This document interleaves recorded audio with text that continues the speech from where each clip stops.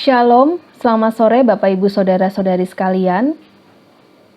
Saya berharap kita semua dalam keadaan yang baik. Kita patut bersyukur kepada Tuhan kalau sore hari ini kita masih punya kesempatan untuk bersama-sama belajar melalui pemahaman Alkitab Mingguan GKI Salatiga pada hari ini, Selasa 8 Maret 2022. Sebelum kita memulai PA hari ini, saya mengajak Bapak Ibu Saudara sekalian untuk bersama-sama berdoa. Mari kita berdoa. Tuhan yang ada di dalam kerajaan surga yang mulia, kami bersyukur, kami berterima kasih untuk penyertaan dan pemeliharaan Tuhan di dalam kehidupan kami. Kami bersyukur untuk kesempatan kami boleh bersama-sama berkumpul untuk belajar tentang firman Tuhan melalui PA hari ini. Dan kiranya Tuhan yang memberkati jalannya PA hari ini dari awal sampai akhir nanti. Dan juga Tuhan yang menolong setiap kami sehingga kami dimampukan untuk mengerti dan memahami apa yang Tuhan mau untuk kami lakukan dalam hidup kami sehari-hari. Tolonglah kami ya Tuhan, hanya di dalam nama Tuhan Yesus kami telah berdoa dan mengucap syukur. Amin.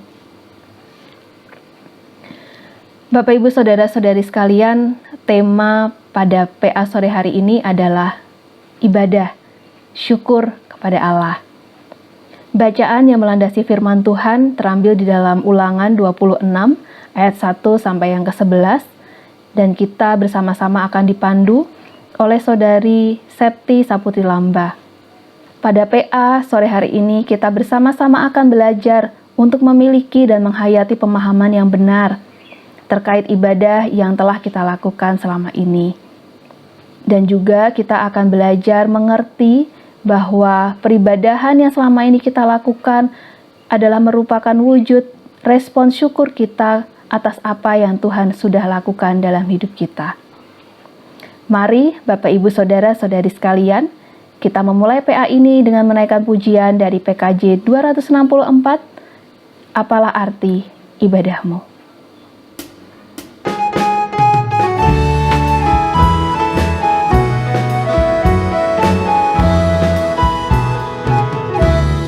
Apalah arti ibadahmu kepada Tuhan, bila tiada rela sujud dan sungguh. Apalah arti ibadahmu kepada Tuhan, bila tiada tulus dan sungguh. Ibadah sejati jadikanlah persembahan, ibadah sejati kasihilah sesamamu, ibadah sejati yang berkenan bagi Tuhan.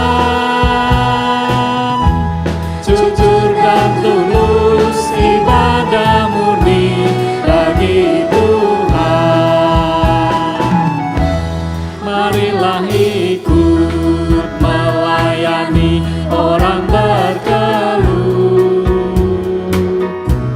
agar iman tetap kuat serta teguh. Itulah tugas pelayanan juga panggilan, persembahan yang berkenan bagi Tuhan. Ibadah sejati jadikanlah persembahan, ibadah sejati kasihilah sesamamu, ibadah sejati yang berkenan bagi Tuhan. Jujur dan tulus ibadah murni bagi Tuhan.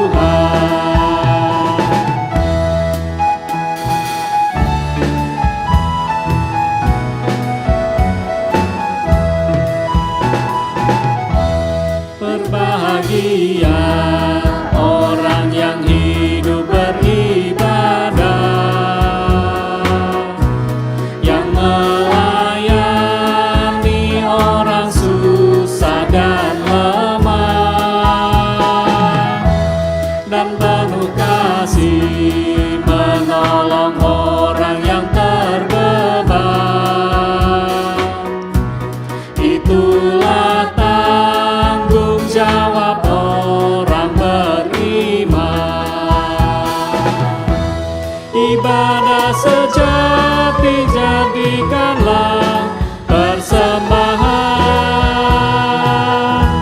Ibadah sejati kasihilah sesamamu.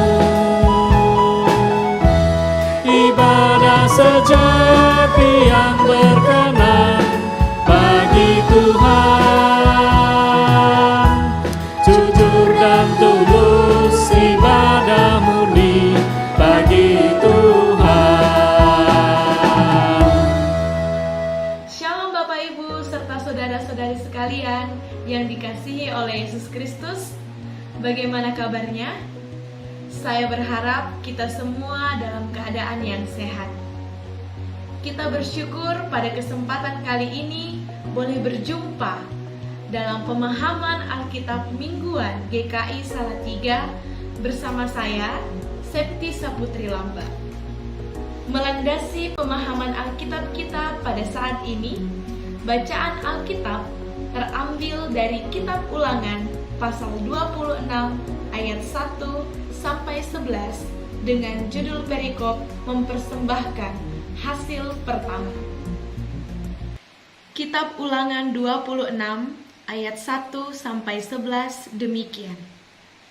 Apabila engkau telah masuk ke negeri yang diberikan Tuhan Allahmu kepadamu menjadi milik pusakamu, dan engkau telah mendudukinya dan diam di sana, maka haruslah engkau membawa hasil pertama dari bumi yang telah kau kumpulkan dari tanahmu yang diberikan kepadamu oleh Tuhan Allahmu.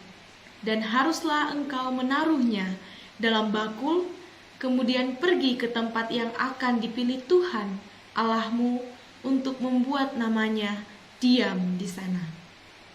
Dan sesampainya kepada imam yang ada pada waktu itu, haruslah engkau berkata kepadanya, Aku memberitahukan pada hari ini kepada Tuhan Allahmu, bahwa aku telah masuk ke negeri yang dijanjikan Tuhan dengan sumpah kepada nenek moyang kita untuk memberikannya kepada kita. Maka imam harus menerima bakul itu dari tanganmu dan meletakkannya di depan mezbah Tuhan Allahmu.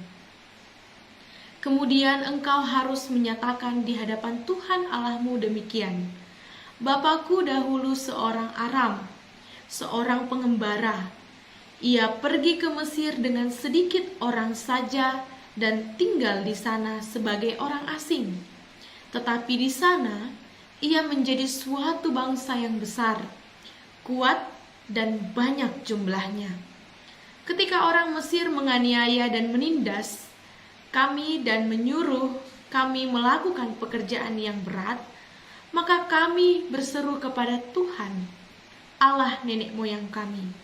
Lalu Tuhan mendengar suara kami dan melihat kesengsaraan dan kesukaran kami dan penindasan terhadap kami.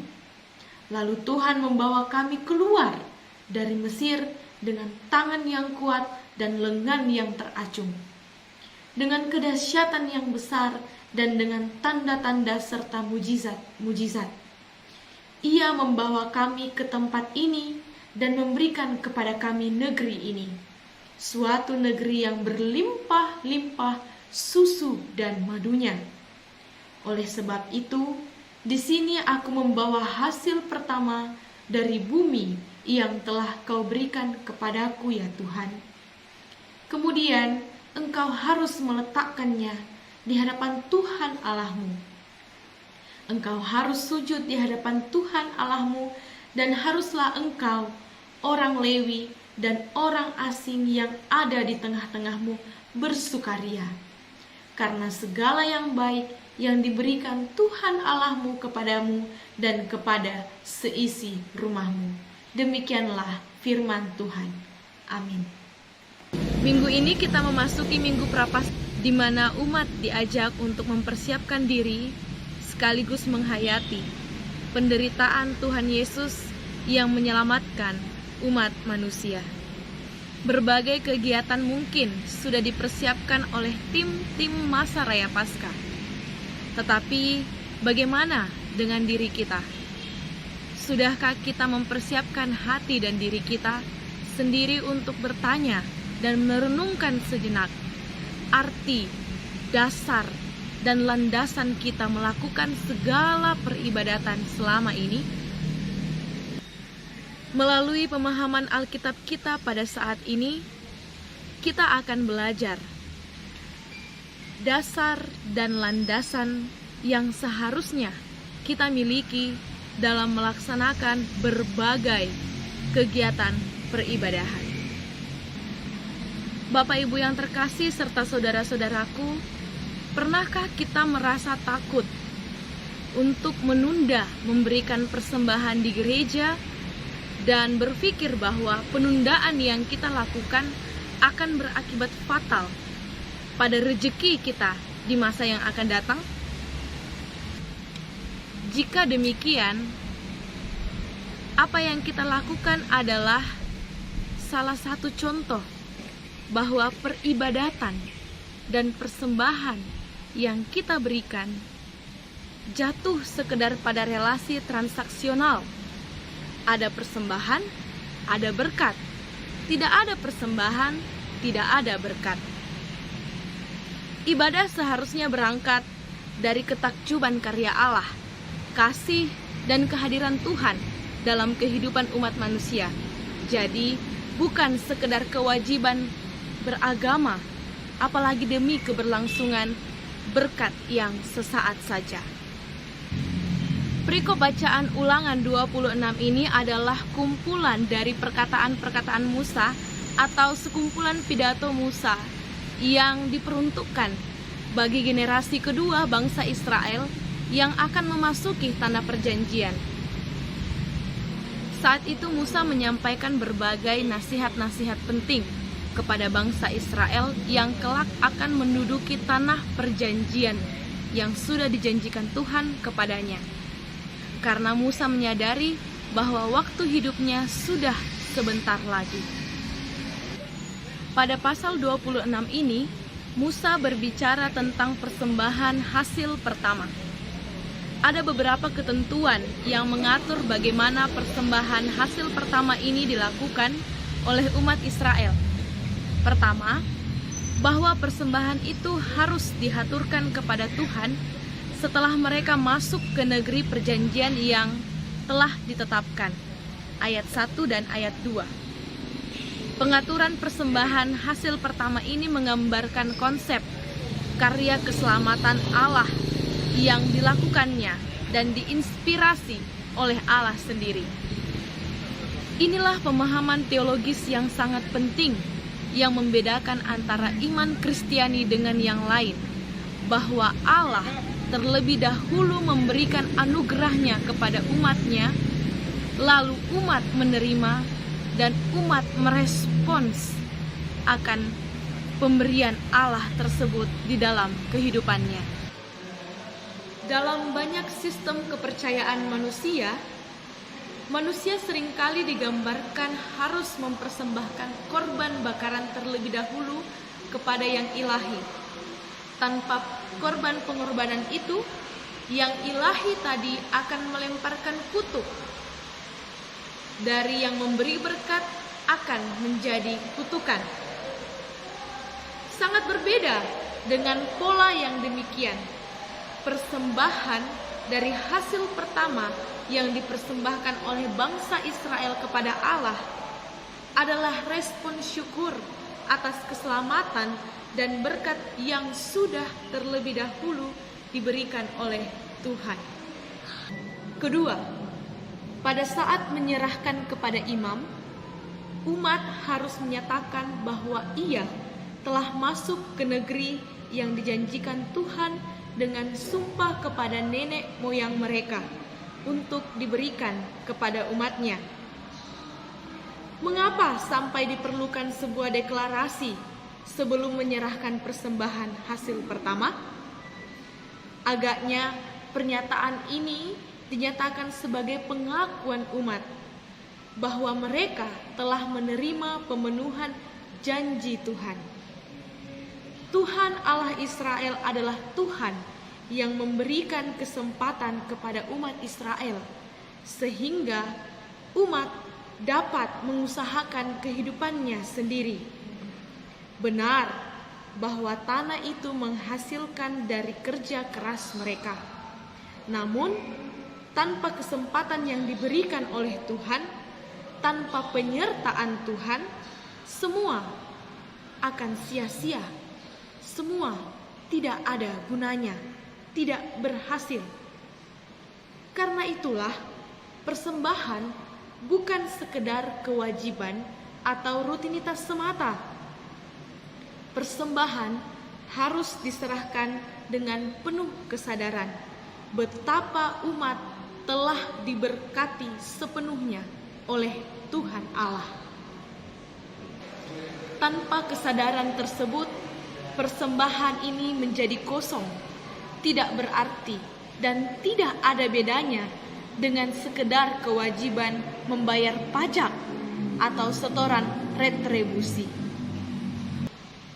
Ketiga, pada saat persembahan hasil pertama telah diletakkan oleh imam di depan mezbah Tuhan, maka orang yang mempersembahkan itu harus mengucapkan di hadapan Tuhan demikian: Bapakku dahulu seorang Aram, seorang pengembara. Ia pergi ke Mesir dengan sedikit orang saja, dan kalimat-kalimat seterusnya pada ayat yang kelima sampai ayat yang ke-10. Rumusan ini agaknya ditujukan kepada umat Israel agar selalu senantiasa mengingat dan mengenakan sejarah penyelamatan Allah. Tuhan Allah Israel adalah Tuhan yang memilih seorang asing menjadi umatnya. Ia memanggil Abram yang adalah seorang asing keluar dari kaumnya dan menjadi bapa dari umat orang percaya. Konsistensi karya penyelamatan Allah terbukti mulai dari Abram sampai ke Yakub, nenek moyang Israel, bahkan sampai pada peristiwa keluaran bangsa ini dari perbudakan di tanah Mesir. Tangan Tuhan tetap teracung, tetap menjadi pegangan bagi bangsa tersebut. Tangan Tuhan yang kuat menjadi naungan, menjadi topangan bagi bangsa Israel sampai masuk ke dalam tanah perjanjiannya. Sehingga karya-karya yang luar biasa tersebut harus senantiasa diingat oleh anak cucu keturunan bangsa Israel. Bapak Ibu yang terkasih, pelajaran yang kita dapat dari pembacaan ini itu bukan hanya sekedar menjadi sebuah catatan sejarah, melainkan terlebih menjadi sebuah pengharapan di tengah perjalanan umat manusia kita saat ini di dalam kehidupan kita sehari-hari. Bagaimana karya penyelamatan Tuhan terjadi juga dalam kehidupan kita. Maka dari itu, layaknya kita mengerti, tahu apa yang menjadi landasan kita beribadah kepada Tuhan. Ada 3 poin penting yang dapat kita petik dan pelajari dari apa yang disampaikan Musa sebagai dasar dari setiap peribadahan yang kita lakukan. Yang pertama, peribadahan itu terjadi karena Tuhan terlebih dahulu memberi anugerah dan berkat. Peribadahan tidak boleh menjadi sekedar upaya manusia untuk memaksa Tuhan memenuhi kemauan kita. Kita beribadah karena Tuhan sudah memberi kita kehidupan.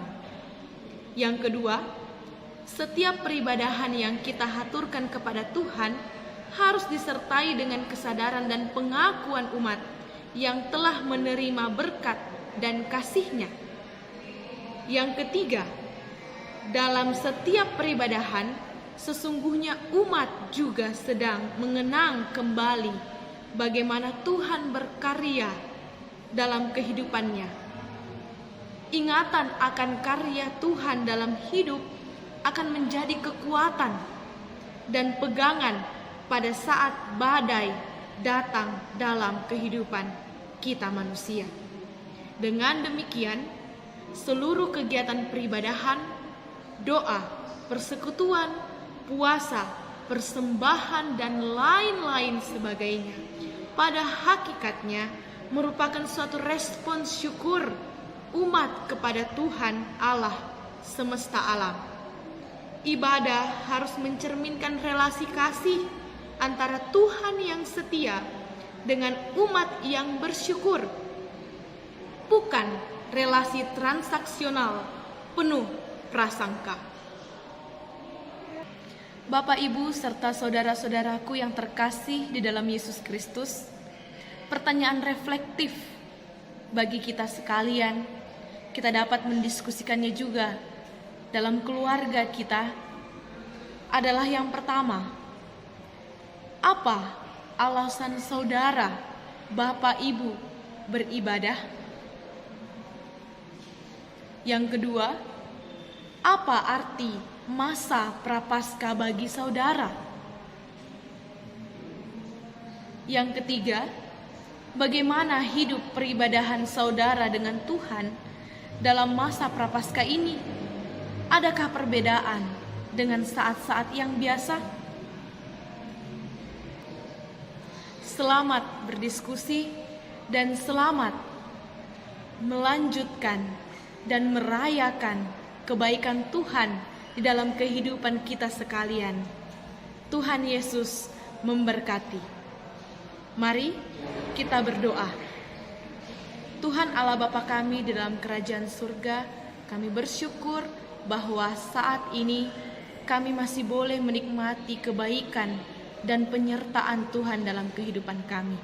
Ajar kami untuk selalu mengingat bahwa setiap apa yang Tuhan lakukan dalam kehidupan kami itu merupakan cinta dan kasih Tuhan yang semata-mata Tuhan berikan kepada kami.